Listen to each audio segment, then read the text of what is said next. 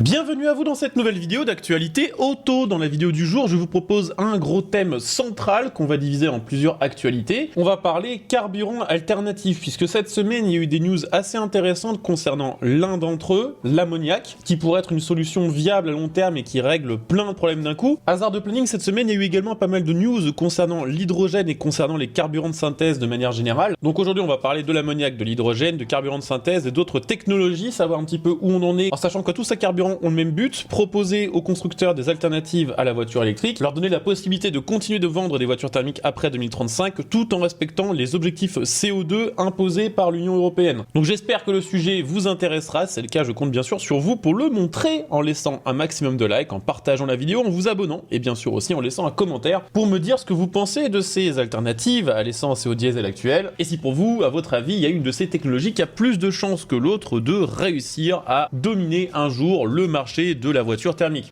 Alors je vous le disais, on va commencer par parler un petit peu de l'ammoniac. L'ammoniac, on en entend assez peu parler, moins en tout cas que le carburant de synthèse classique ou que l'hydrogène, alors que l'ammoniac est une solution qui progresse très vite et qui est sérieusement envisagée par plusieurs constructeurs comme alternative de masse à l'essence sans plomb ou au diesel actuel. Le gros avantage de l'ammoniac par rapport au diesel ou au sans plomb actuel, c'est qu'il ne rejette aucune émission de carbone, tout en étant compatible avec des moteurs à combustion interne, ces fameux moteurs thermiques dont tout le monde parle ces dernières années, en ne leur demandant que très peu de modifications pour pouvoir être utilisé avec ce fameux ammoniac. Il a un autre avantage par rapport à l'hydrogène qui lui aussi peut être considéré comme un carburant neutre en carbone. Si on parle d'hydrogène vert par exemple, c'est que l'ammoniac peut en effet être comprimé ou liquéfié à des pressions relativement faibles, ce qui simplifie grandement sa manipulation et son transport. Ça lui fait un gros avantage par rapport à l'hydrogène. L'hydrogène est très compliqué à transporter parce qu'il faut des cuves ultra haute pression et pour l'instant il n'y a juste pas vraiment de solution existante qui permettrait de transporter de l'hydrogène comme on transporte de l'essence par camion pour approvisionner des stations à hydrogène facilement. Autre avantage de l'ammoniac, c'est que sa densité énergétique est presque 2 fois supérieure à celle de l'hydrogène. Ce qui veut dire que techniquement, il y aurait besoin de 2 fois moins de quantité d'ammoniac que d'hydrogène pour en tirer la même énergie et donc on peut imaginer les mêmes puissances ou les mêmes autonomies. D'après le CNRC, le Conseil national de recherche du Canada, l'utilisation de l'ammoniac pour remplacer le diesel sur des moteurs de gros cylindrée permettrait d'obtenir des réductions globales des gaz à effet de serre de 50 à 60%.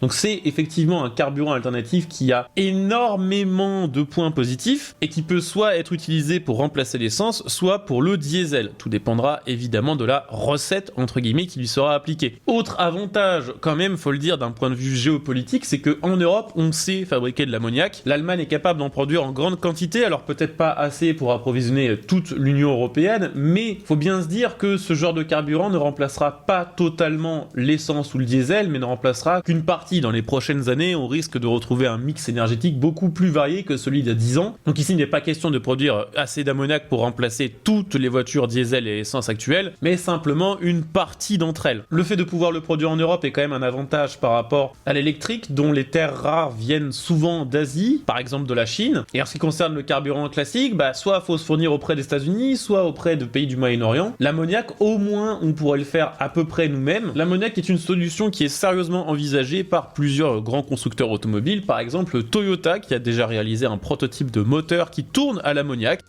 Toyota travaille sur l'ammoniac depuis 2018 et collabore régulièrement avec d'autres entreprises pour améliorer et accélérer son développement. Récemment aussi, et c'est la raison d'ailleurs pour laquelle j'ai eu envie de faire cette vidéo, il y a Liebherr qui a mis au point un moteur V16 quadriturbo dans lequel l'ammoniac remplaçait le diesel. Pour Liebherr, l'utilisation de l'ammoniac est une solution viable si on se concentre principalement sur les véhicules disposant de gros moteurs comme les camions ou encore les véhicules de chantier ou les gros diesels de routière. En réalité, il y a un seul gros problème qu'il reste à résoudre concernant l'ammoniac, c'est tout simplement que l'ammoniac c'est un produit toxique pour le corps humain qui peut provoquer des brûlures ou des problèmes respiratoires en cas de fuite. Alors évidemment les constructeurs n'ont pas envie de se retrouver avec un ammoniac gate dans 15 ans, raison pour laquelle avant de commercialiser des modèles qui officiellement rouleront à l'ammoniac, il faudrait être sûr à 110% que les risques ont complètement été éliminés. Il y a un autre défaut quand même à l'ammoniac, c'est qu'il rejette du NOx, tout comme les moteurs diesel, mais de la même manière avec laquelle on a réussi à filtrer les NOx à l'échappement sur les voitures diesel, on peut imaginer des systèmes similaires pour les véhicules roulant à l'ammoniac. L'ammoniac a donc de sérieux avantages. On verra comment la recherche avance d'ici quelques années sur ce carburant. Je voulais également vous reparler de l'hydrogène, puisque l'aventure de l'hydrogène est en train de mal tourner globalement. Il y a toujours des constructeurs qui y croient, comme Kia par exemple, comme Toyota ou comme BMW, qui vont de toute façon continuer la recherche et qui ont déjà bien avancé. Maintenant, des voitures qui roulent à l'hydrogène, on sait en faire. Il suffit de voir Toyota qui a vendu la Mirai. Le problème en fait pour l'hydrogène, c'est pas qu'on sait pas faire des voitures avec, c'est qu'il y a tellement peu de demandes que c'est en train de tuer petit à petit ce secteur. Ces derniers mois, beaucoup de startups d'hydrogène ont fermé leurs portes, que ce soit en Europe ou ailleurs, parce qu'elles se sont rendues compte qu'elles n'arriveraient pas à rentrer dans leurs frais et à rentabiliser la production d'hydrogène avant probablement plusieurs décennies. Résultat, beaucoup de constructeurs ont commencé à lâcher l'affaire, puisqu'entre les problèmes de rentabilité et les problèmes pour transporter l'hydrogène, beaucoup ont commencé à sentir que ça allait être très compliqué de remplacer un jour l'essence ou le diesel dans une station classique et de faire rouler des millions d'automobilistes avec l'hydrogène, mais elle s'était dit que ça valait quand même le coup de continuer à investir dans l'hydrogène, notamment pour les véhicules de transport lourd, donc en gros comprenez par là les camions, mais même sur ce créneau-là, les constructeurs commencent un petit peu à perdre espoir. Il y a carrément le PDG de MAN Trucks, une des plus grosses marques de fabricants de camions, a expliqué que pour lui, c'était quasiment impossible qu'un jour l'hydrogène remplace le diesel et ne puisse ne serait-ce que rivaliser avec le véhicule électrique à batterie.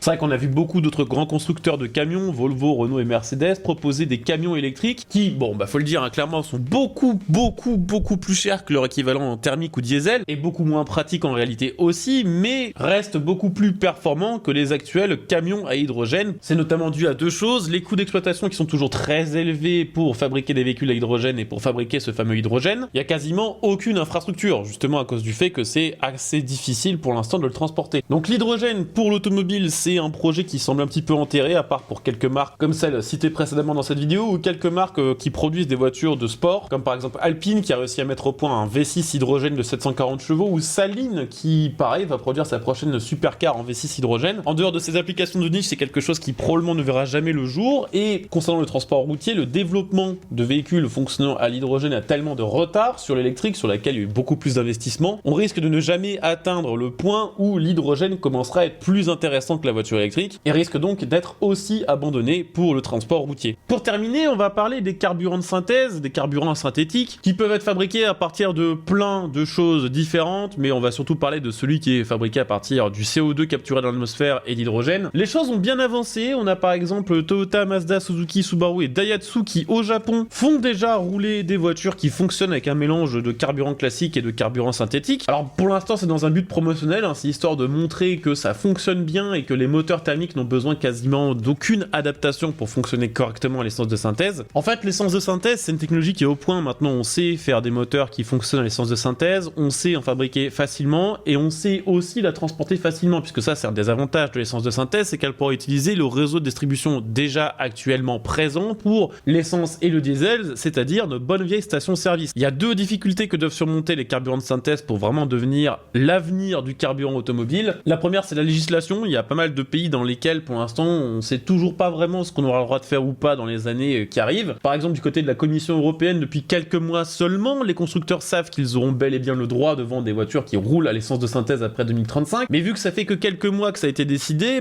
pendant quelques années les constructeurs automobiles avaient mis leurs recherches un petit peu en stand-by. Et il faudrait être sûr que ça ne changera jamais, parce que si les constructeurs misent là-dessus et que dans 15 ans on leur dit finalement non, les constructeurs ont juste perdu plusieurs milliards de dollars dans la recherche qui n'aboutit à rien. Il y a une deuxième difficulté, c'est que pour être sûr que ces carburants respectent les objectifs de CO2, il faut être sûr que ces carburants de synthèse sont fabriqués à partir d'électricité ou d'hydrogène qui vient d'une source quasiment neutre en CO2, parce que s'il faut faire tourner des centrales à charbon ou à gaz, l'empreinte carbone va évidemment monter. Ça fonctionne, de plus en plus de constructeurs s'y intéressent très sérieusement. Il y a un moment où on parlait quasiment que de Porsche pour les essences de synthèse, maintenant on sait que quasiment toutes les marques s'y intéressent au final. Pour terminer cette vidéo, je voulais aussi vous parler d'une autre technologie, c'est le plasma. Alors ça peut sembler un peu foufou. Alors là pour le coup c'est pas utiliser un nouveau carburant, mais c'est remplacer les bougies d'allumage traditionnelles d'une voiture par un allumage plasma électronique. Alors on n'est pas dans la science-fiction, c'est une technologie qui est vraiment en train d'être développée, il y a pas mal de startups qui bossent dessus. L'allumage par plasma et son ultra précision et puissance permet d'avoir une combustion complète du carburant, et donc in fine de rejeter déjà moins de polluants, mais surtout d'avoir une bien meilleure consommation, puisqu'on élimine une grande partie des pertes. Ce qui fait qu'à court terme, on pourrait, au lieu de remplacer le carburant, carburant, remplacer l'allumage et obtenir des énormes gains de consommation et donc de CO2. Alors c'est une technologie qui est sérieusement développée par plusieurs startups. Il y a un gros problème quand même, c'est que pour l'instant, ce système représenterait un surcoût d'installation sur des voitures d'environ 10 000 $. Je pense qu'on n'a pas envie de devoir payer 10 000 € de plus pour rouler dans nos merguez. Évidemment, comme pour le reste des technologies, plus il y aura de la demande et plus ce sera répandu, moins ça coûtera cher. Mais c'est pas demain la veille quand même. Donc vous l'aurez compris, il y a beaucoup d'espoir, beaucoup de technologies qui progressent, même si certaines sont abandonnées en cours de route. C'est aussi ça le but de la recherche, tester ce qui va et ce qui va pas.